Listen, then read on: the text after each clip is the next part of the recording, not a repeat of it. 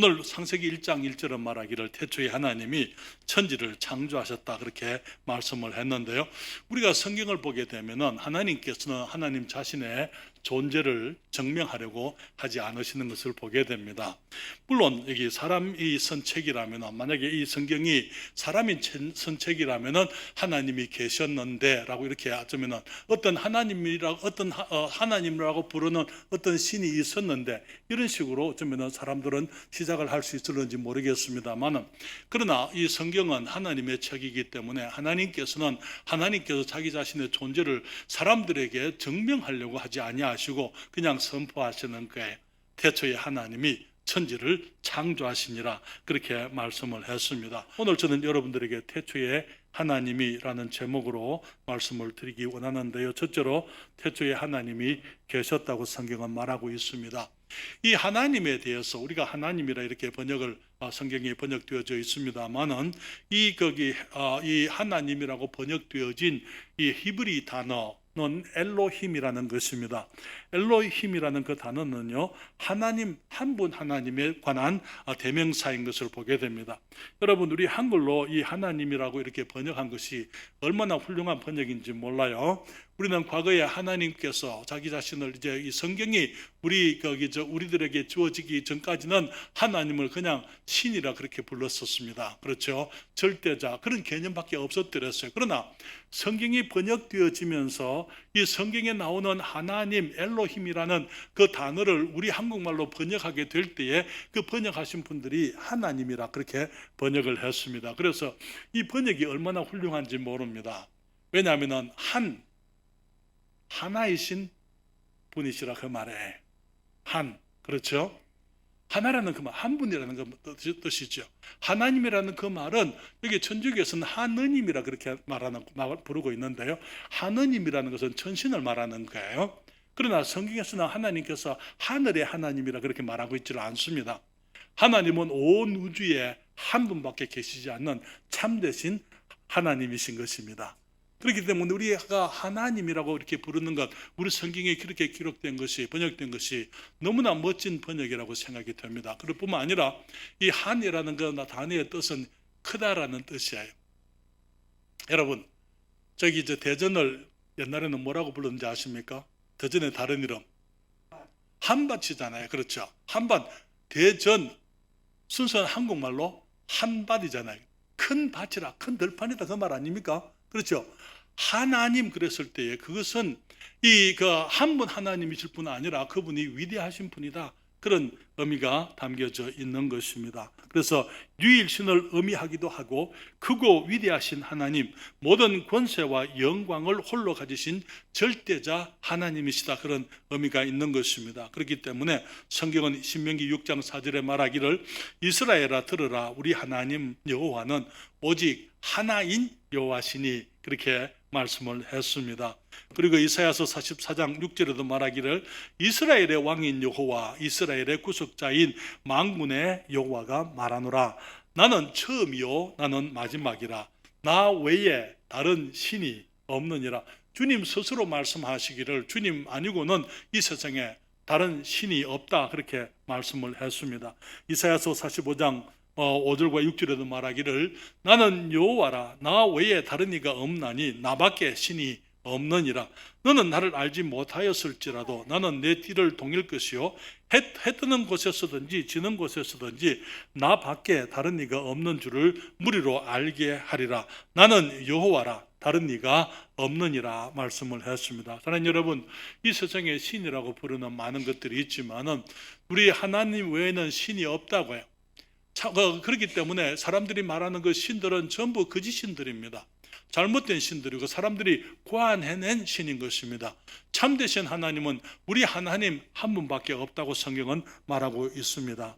이 하나님은 영원하신 하나님이라고 성경에 말씀을 하고 있어요. 시편 90편 2절에 말하기를 산이 생기기 전 땅과 세계도 주께서 조성하기 전 곧 영원부터 영원까지 주는 하나님이시니이다 그렇게 말씀을 했습니다. 우리 주님께서 이 세상을 다 짓기 전부터 하나님이 계셨더라서요.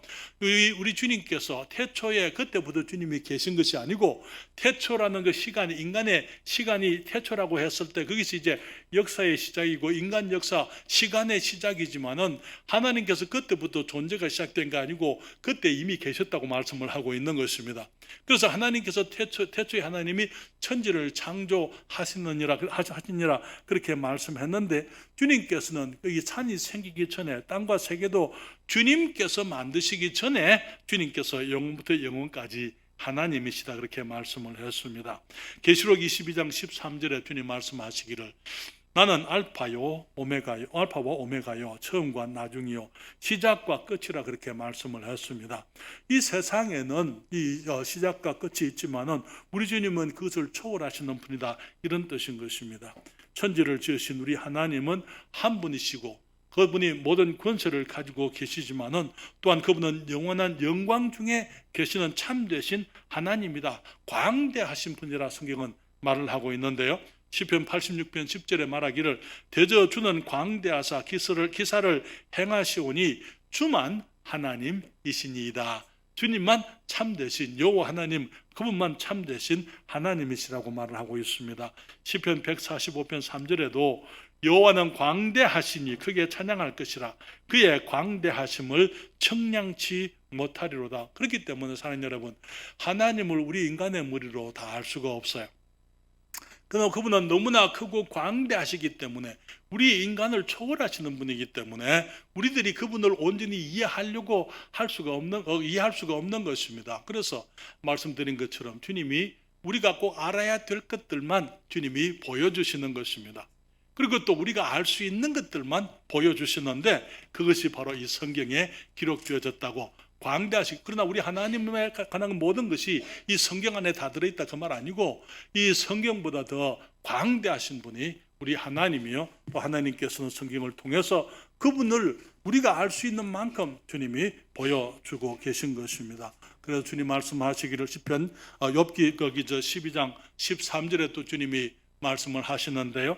지혜와 권능이 하나님께 있고 모략과 명철도 그에게 속하였나니 지혜, 우리 하나님의 지혜를 우리가 다 측량할 수가 없어요. 여러분 아무리 사람들이 과학자들이 연구를 해도 생명 자체가 과학적으로는 설명이 되지를 않습니다. 여러분 생명은 우리의 심장이 뛰게 되면은 우리는 살아 있습니다. 그렇죠? 그런데 우리 사람들만 심장을 가지고 있는 게 아니고 작은 미물 속에도 모든 메커니즘이 모든 구조물이 정확하게 갖추어져 있는 것을 보게 되는 것이죠.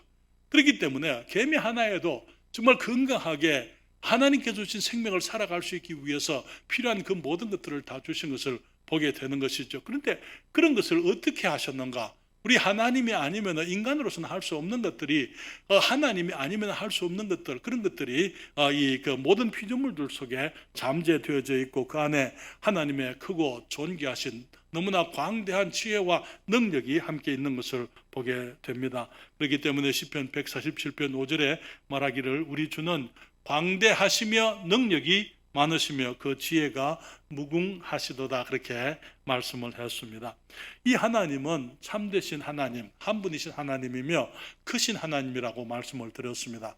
하나님이라는 그 주님의 고유 명사 속에 하나님이 어떤 분인지 우리들이 그 하나님의 어떤 분인지 거기 그 의미가 들어있는 것이죠. 또한 우리 하나님은 삼위일체의 하나님이라 그렇게 말씀을 했습니다. 이에서 이제 잠깐 말씀을 드리고 싶은 것은요.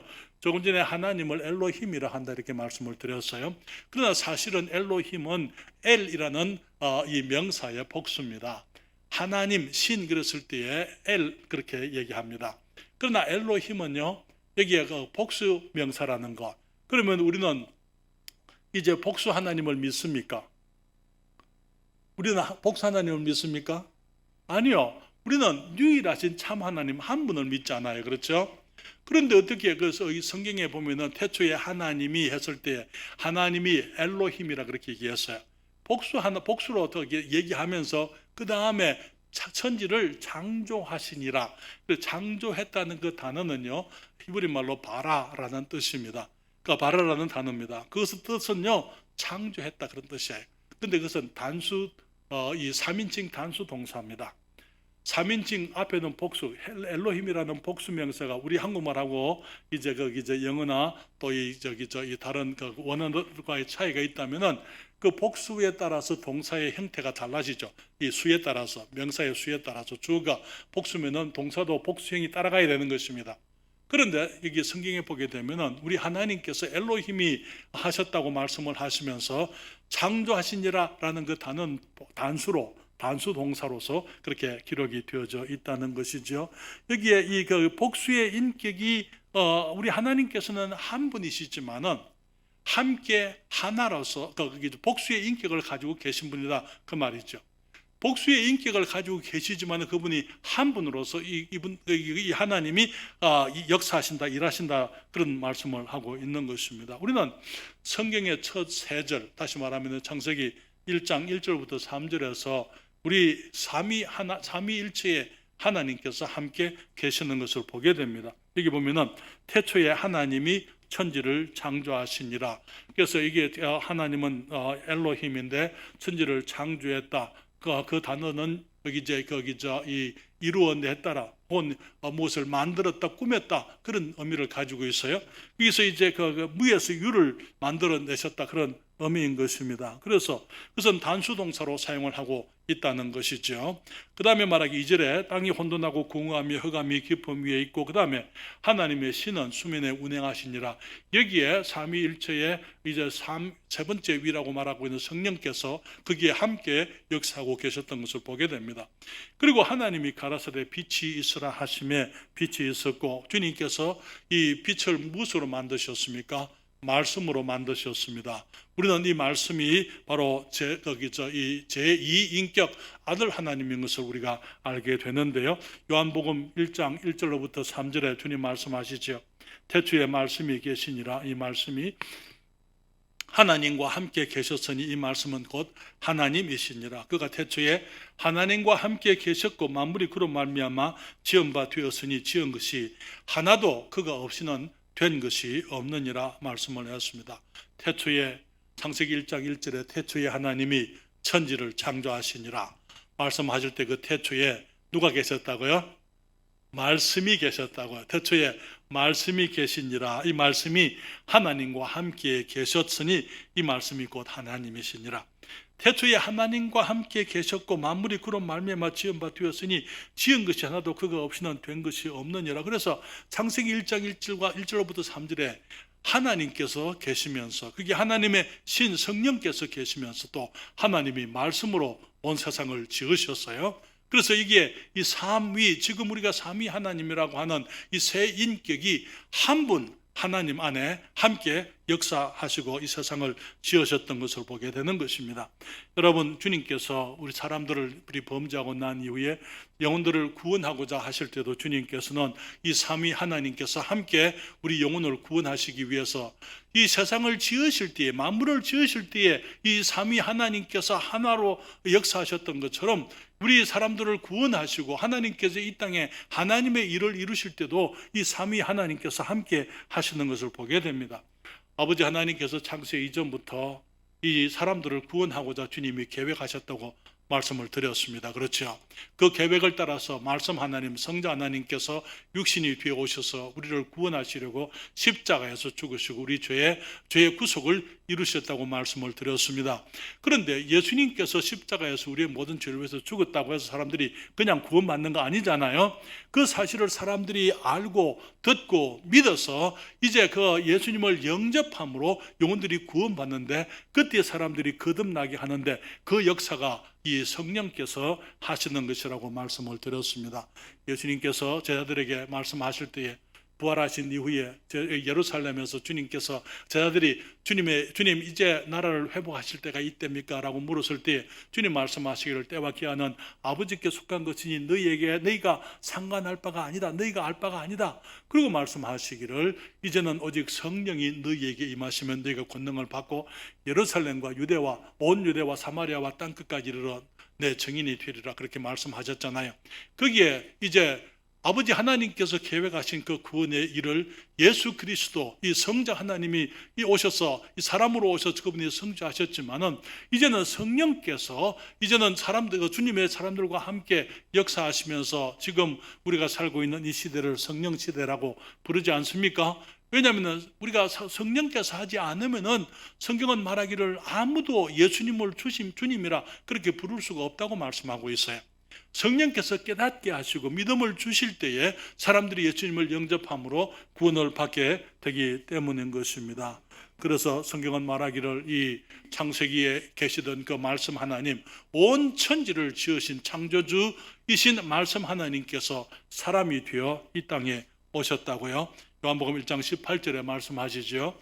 여기 주님께서 말씀이 태초부터 계시던 그 말씀이 육신이 되어 우리 가운데 거하심에 우리가 그 영광을 보니 아버지의 독생자의 영광이요 은혜와 진리가 충만하더라. 여기 요한복음을 기록한 사람은 사도 요한입니다. 그가 말하기를 그는 요한복음 1장 1절에 말하기를 태초에 말씀이 계시니라. 이 말씀이 하나님과 함께 계셨으니 이 말씀이 바로 하나님이다. 그렇게 말하고 만물이 그로 말미암아 지은 바 되었다 이렇게 말하면서 그 말씀이 태초부터 계시던 그 말씀이 육신이 되어 우리 가운데 거하심에 우리가 그 영광을 보니 요한은 말하기를 우리가 그 영광을 봤다.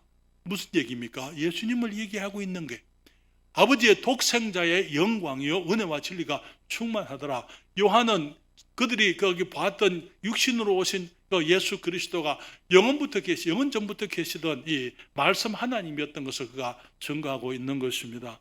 그러면서 주님께서 이제는 이 말씀이 육신이 되어 우리 가운데 오셔서 우리의 죄를 사람으로서 주님이 우리의 죄를 위해서 죽으시고 장사되고 부활하신 이후에 이제는 그 말씀이 주님께서 이 육신으로는 승천하셨지만은 이 말씀이 지금은 우리 가운데 기록되어진 말씀으로 함께 있으므로 이 말씀이 우리들에게 생명의 씨앗이 된다고 말씀을 하고 있지 않습니까?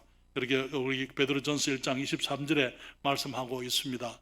너희가 거듭난 것이 썩어질 씨로 된 것이 아니요 썩지 아니할 씨로 된 것이니 하나님의 살아있고 항상 있는 무엇으로 됐다고요? 말씀으로 된 것이다. 여러분 태초의 말씀으로 하나님께서 온 세상을 지으셨던 것처럼 그래서 사람들에게 생명을 주시고 이 온 우주에 생명을 가져오셨던 그분이 이제는 우리들에게 이 세상에 오셔서 그 말씀을 통해서 우리들이 이제 새 생명, 거듭난 생명, 하늘의 생명을 얻게 된다고 말씀을 하는 것입니다. 그래서 우리는 여기서 그 태초부터 계시던 그 태초에 하나님이 천지를 창조했다고요. 그런데 하나님은 태초부터 존재가 시작된 것이 아니고 이미 계시던 분입니다. 그 말은 하나님은 영원하신 분이라 그 말이죠. 영원은 시작도 끝도 없는 것을 말하는 것입니다. 현재도 과거도 미래도 있을 수 없는 것이 영원입니다. 우리는 그걸 이해할 수가 없어요. 왜냐하면 우리가 아는 것은 시간밖에 없잖아요.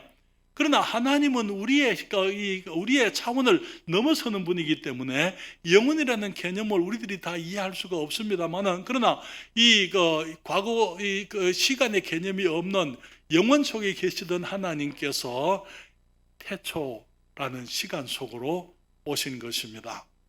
그리고는 태초에 가장 먼저 하나님이 하신 것이 천지를 창조하시는 것이었다 그렇게 말씀을 했습니다. 여러분 역사라고 했을 때 역사는 시간의 흐름과 관계가 없는 역사는 있을 수가 없어요. 역사 속에는 과거와 현재가 미래가 있습니다. 영혼에서는 그런 것이 있을 수가 없습니다. 그러나 태초라는 이 시간의 시점에 이제 하나님이 들어오시게 됨으로 말미암아 이제 모든 것들이 이제 우리 인간의 역사가 시작되게 되고 이 세상의 역사가 시작되게 된 것입니다. 이 역사가 끝이 나게 되면은요 시간은 다시 영원으로 돌아가게 될 것입니다. 여러분 하나님께서 세상에 태초라는 시간에 들어오시면서 세상의 역사가 시작되었는데 여기에 그와 마찬가지로 이제는 우리들에게도 마찬가지입니다. 우리들의 역사는 언제 시작이 됩니까? 우리들의 역사는 우리의 삶 속에 예수 그리스도를 말씀이신 우리 주님을 모시게 될 그때에 비로소 우리의 참된 역사가 시작되는 것입니다. 우리가 이 땅에 태어날 때에 우리들이 거기서 태어난 그 순간이 있지만은 사실은 전에 말씀을 드린 것처럼 우리가 죄인으로 태어났기 때문에 생명이 태어난 것이 아니고 사망이 태어난 것이라고 말씀을 드렸습니다. 그렇잖아요. 우리가 우리의 허물과 죄로 죽어 있었다고 죽은 모습으로 태어났는데 어두움 속에 있던 우리들에게 이제 예수 그리스도께서 오셔서 우리 주님이 생명의 빛으로 우리 안에 들어오게 되는 것입니다. 그때에 비로소 우리가 영적으로 이제 생명을 얻게 되고 하나님의 말씀의 씨앗을 통해서 우리가 주님의 자녀로 거듭나게 되고 그 순간 우리들은 참으로 사람으로서 우리의 역사가 시작되게 되는 것입니다. 그렇기 때문에 요한복음 5장 25절에 그렇게 말씀을 했어요. 진실로 진실로 너희에게 이르노니 죽은 자들이 하나님의 아들의 음성을 들을 때가 오나니 곧 이때라. 듣는 자는 살아나리라. 여러분, 여기서 말하는 죽은 자라는 것은 어떤 사람들입니까? 무덤 속에 들이는 사람들을 말하는 게 아니잖아요. 무덤 속에 들이는 사람들은 들을 수가 없어요. 그렇잖아요. 그러나 주님께서 죽은 자들이 하나님의 아들의 음성을 들을 때가 온다 그렇게 말씀을 했습니다. 무슨 말입니까? 하나님의 아들은 이미 와 계시잖아요. 그러나 거기에 있는 사람들은 전부 살아난 사람들이 아니고 죽은 사람들이라는 것입니다. 육체적으로는 살아있지만은 그러나 그들이 영적으로 아담이 범죄함으로 죽어서 영적 생명 없이 그 자손들이 태어나게 한 것처럼 여기에 이 세상의 모든 사람들이 태어날 때는 죄인으로서 죽은 사람으로 태어난다는 것입니다. 그렇지만은 우리가 이제 육체적으로 살아있고 영적으로 죽은 사람들에게 다행한 것은 그들이 하나님의 음성을 들을 수 있는 기회가 있다는 것입니다. 육체적으로도 죽어버리고 무덤 속에 있는 사람들은 하나님의 음성을 들을 기회가 없어요. 그러나 아직까지 우리가 육체의 생명을 가지고 있을 때 우리가 하나님의 음성을 듣게 되면, 하나님의 아들의 음성을 듣게 되면은 이제 그 말씀을 듣는 사람들은 살아나게 된다. 영원한 생명, 새 생명, 하늘의 생명, 우리가 이제 아담 안에서 잃어버렸던 영적 생명을 다시 얻게 된다고 말씀을 하고 계신 것이죠. 사랑하는 여러분, 우리가 그분의 말씀을 이제 주님께서 우리의 삶 속에 들어오실 때 그때 우리 인간의 역사가 시작된다고 말씀을 드렸어요. 그 시간이 우리들에게 태초인 것입니다. 그것이 시작, 태초라는 그 말은 영어로 the beginning 그렇게 했어요. beginning이라는 말은 시작이라는 뜻입니다. 그렇죠? 그래서 거기 원래 그 한 태초에 주님이 모든 것을 만드셨던 것처럼 하나님께서 우리의 삶 속에 들어오실 때에 우리들은 그때부터 진정으로 참으로 사람으로서의 역사가 시작되는 것입니다. 여러분, 우리 주님께서 우리에게 찾아오신 그날이 있었습니까? 전에는 하나님을 알지도 못했고 하나님이 계신 줄도 몰랐었습니다. 우리가 이 세상이 전부인 줄 알고 생각을 했었습니다. 그렇게 살다가 이제 예수 그리스도께서 이 땅에 오신 것과 하나님의 사랑의 말씀을 진리를 우리가 들으면서 그 예수 그리스도의 놀라우신 희생의 사랑, 우리 주님을 우리가 영접하게 되고 주님의 말씀을 받아들이게 될 때에 그 말씀이 우리 안에서 이제는 씨앗이 되어서 이제는 우리에게 영원한 생명, 하늘의 생명에 이제가 이 생명이 회복되도록 우리 안에 새로운 삶이 주어지도록 주님이 우리 안에 새 생명의 창조의 역사를 시작을 하신 것입니다.